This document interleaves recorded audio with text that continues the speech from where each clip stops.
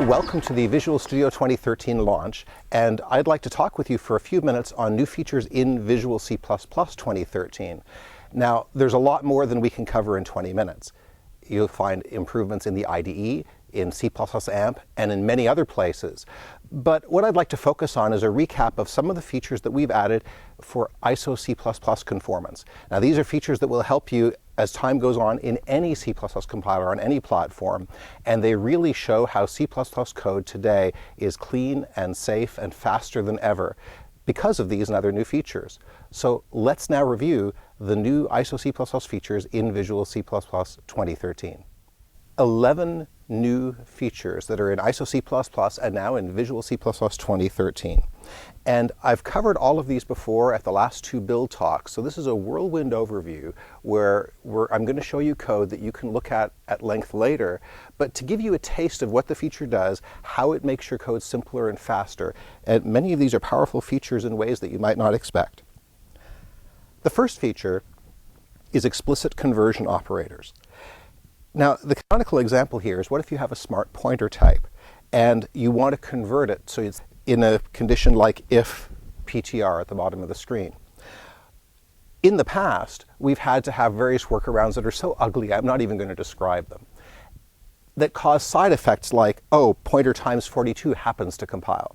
This is one of those reasons why, even though it was a very small corner case, it still led to the reputation of C++ being complex.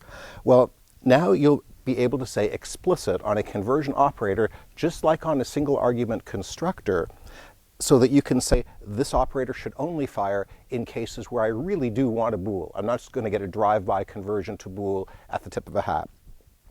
And so the effect is that the green code works if PTR, and the red code does not work, just like you'd expect. And you're able to declare your intent to say, I want this conversion to fire only in explicit context. If I explicitly want a conversion to bool, which the if condition does, just like you could already do for many years on a single argument constructor. The second feature is raw string literals. Now, especially if you're doing work with XML, HTML, any kind of string encoding, directory and file paths, you'll appreciate how awful the bottom code was when you had to use backslashes to escape, make sure you had the right number of backslashes. Are you really sure you wanted 4 or 3 or 2? Now with raw string literals, what's in between the opening and close of the string is exactly what you type, including new lines, including backslashes. There's no escaping needed. And if you want to use the default characters that delimit the raw string literal, you can even change what the delimiter is so that you can write your raw string exactly as you want. This is very useful for everything from XML to SQL expressions, and you'll find this makes your code much cleaner when you have to deal with those kinds of strings to external libraries and devices. The third feature is function template default arguments. Now, in class templates, we've always been able to have default types for the template parameter type on a class. But we couldn't do it on function templates before C++ 11. Well, now we can, and that saves you some time when you might otherwise have to duplicate and overload the things that the templates you want to write. So for example, now we could write a container-based sort function, say, that defaults the functor type to less, the appropriate less for the container's value type. To get this effect in previous C++, you would have had to write the bottom code, which is to write your normal sort template just as we wrote it, but without the function template default argument. And then cut and paste your code to write the special case for less of t. Is it a big thing? No. But anything we can do to reduce code duplication, especially in headers, which affect compile times, and just to make our code cleaner, is a win. We're able to declare our templated code in a much simpler, natural, and straightforward way without needless duplication. The next feature is delegating constructors.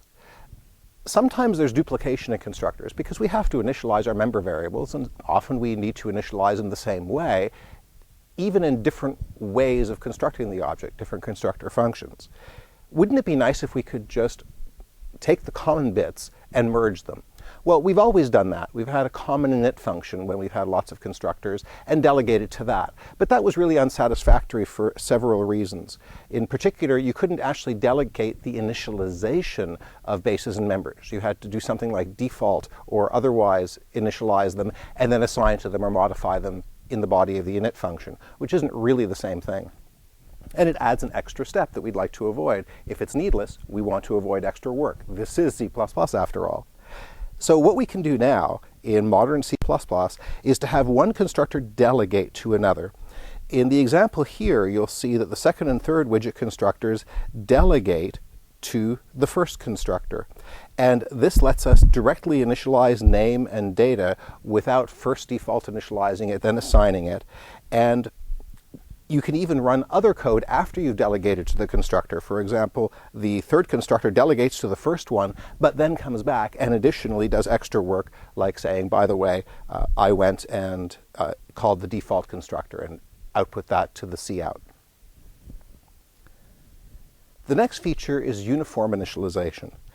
This is really an area where C++ is a lot cleaner and simpler and more predictable than it was before. If you remember the bad old days down at the bottom of the screen, the way that you initialize an object changed its syntax depending on what kind of object it was, what situation it was, and sometimes it was even ambiguous, like that first line in the second example, well, which was actually declaring a function if you tried to create an object using that syntax and then pass it default constructed temporary objects of some other type.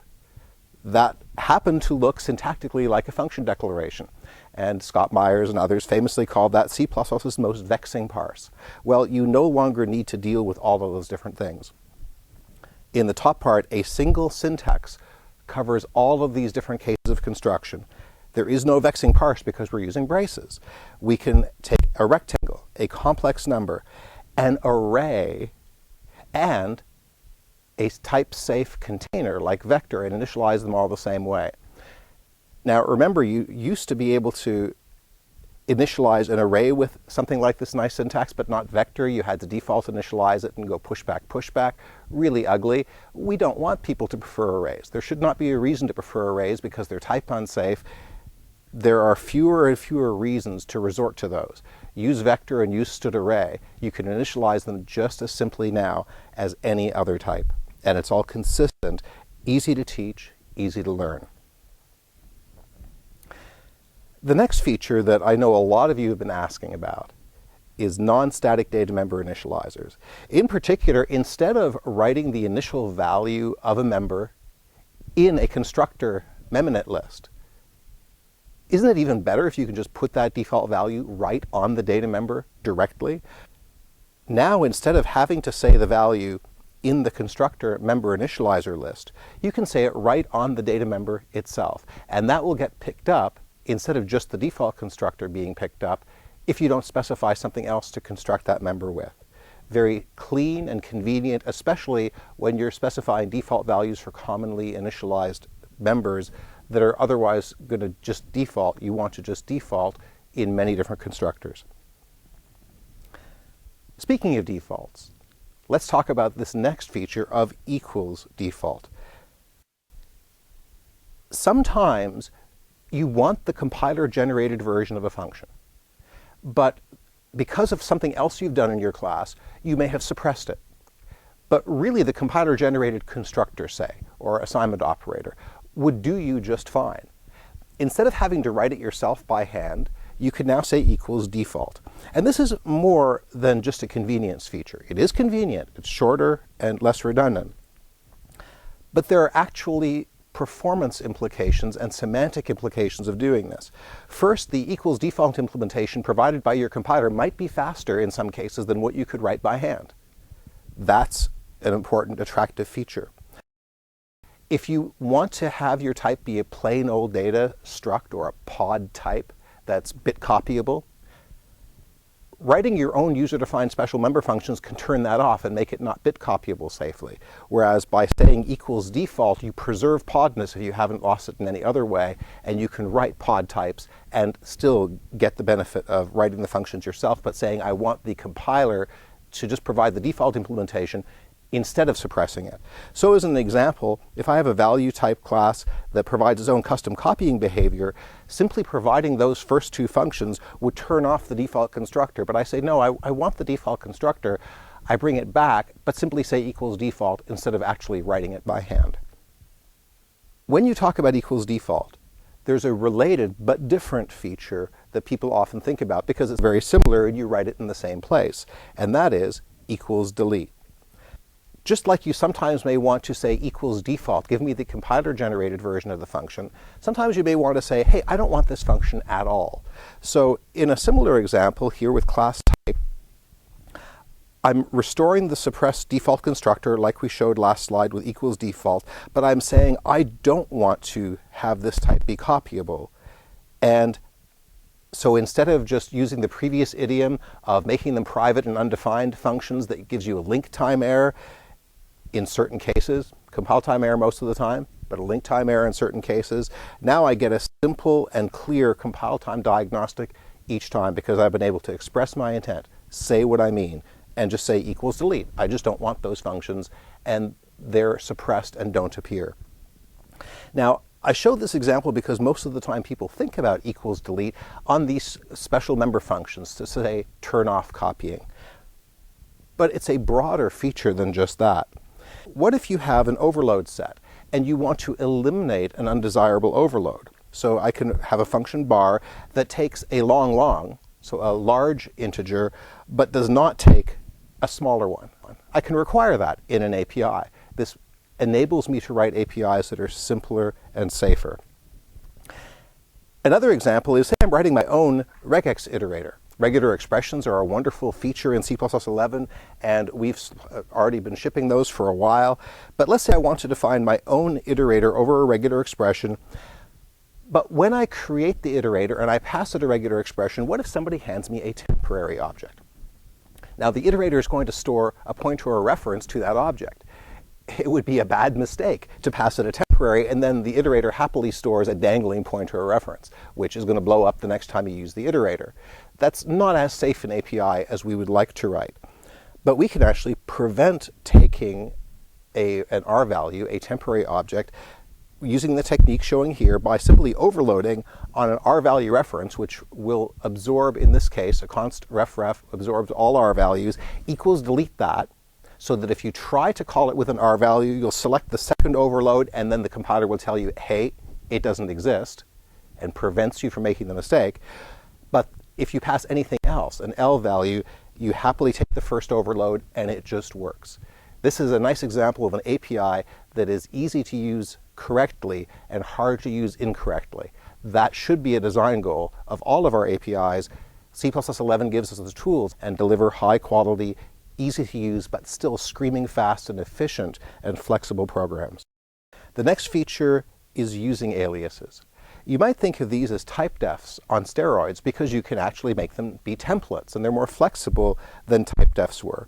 In fact, these are pretty much a superset of typedefs. And now that you have using aliases, you may well never write a typedef again.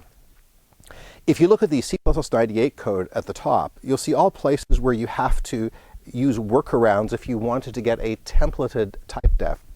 For example, let's say I want to have a vector of t and my allocator, but I still want t to vary, so I'd like to templatize it. Well, since I can't make a typedef a template in old C++, I have to put it in a class, which I can make a template, and that sort of works, except that if I use it as a parameter, as in the third line, now I can't deduce the type anymore. I have to actually supply the type every time I call the function f. This isn't the greatest usability. If instead I use using, a using alias, I can make that a template in the bottom code. I can simply say, yeah, here's a vector of whatever type you give me, but bind the second parameter of vector to my alloc of t. Done, no fuss, no muss. It's just as easy to use in the simple case, and it works even better with less overhead in syntax, and especially without drawbacks in semantics for function parameters. It's deducible, and you can just use the function directly.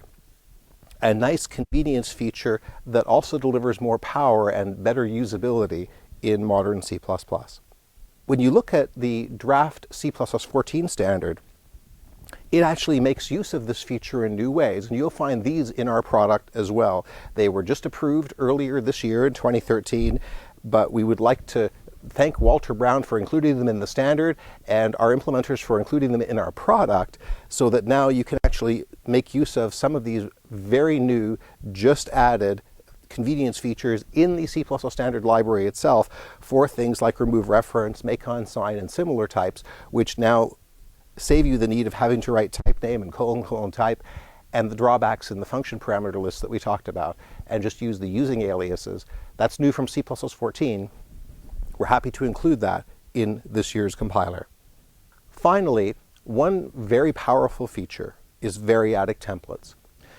C++ has long been known for its power in being able to define generic code that is fast and flexible, and its templates are really still state-of-the-art and let you do things like the STL that still to this day cannot be done in any other major language that has generic features.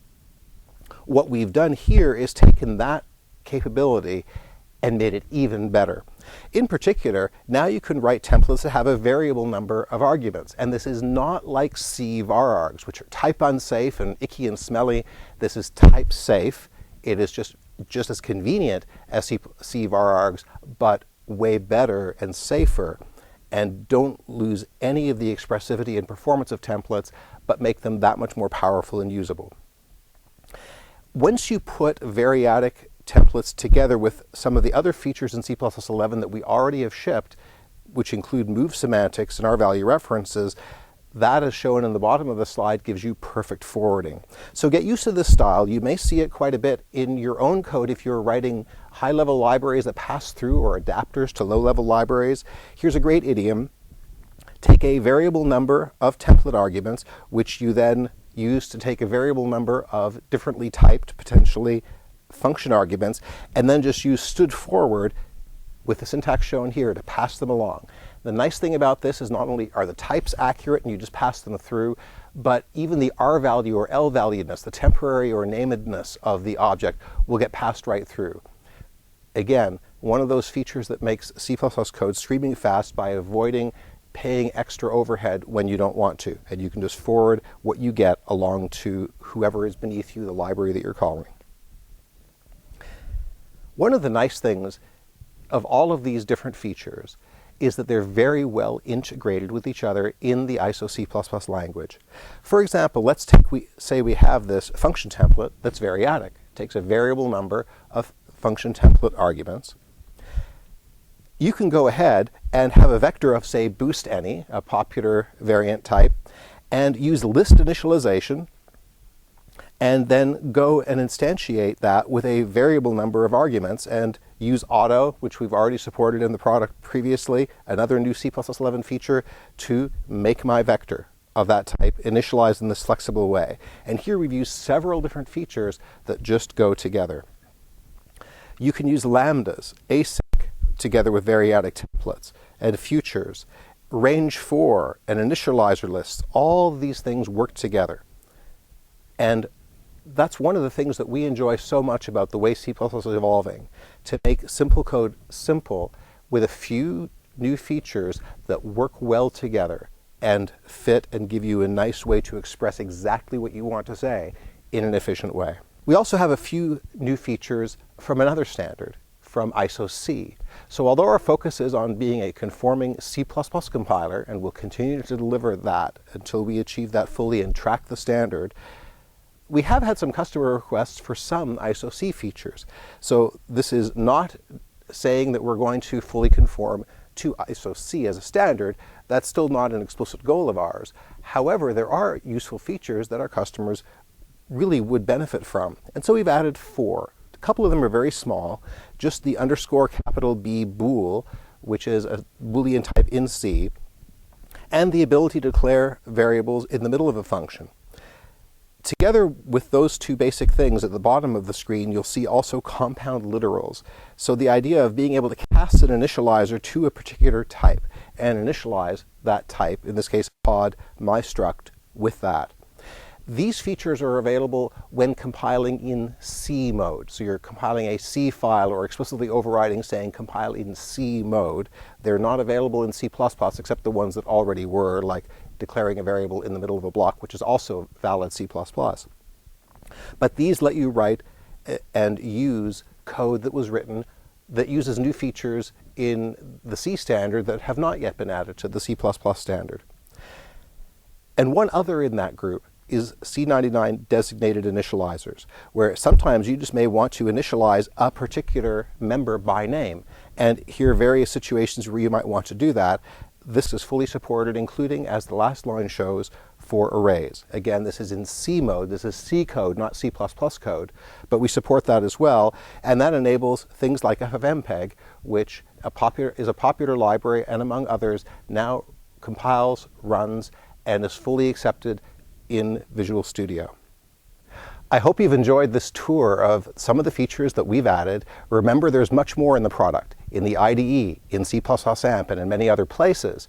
And as you know, in the months to come, we will be showing you additional ISO C++ features as this living language continues to evolve and be implemented across the industry, including right here in Visual C++.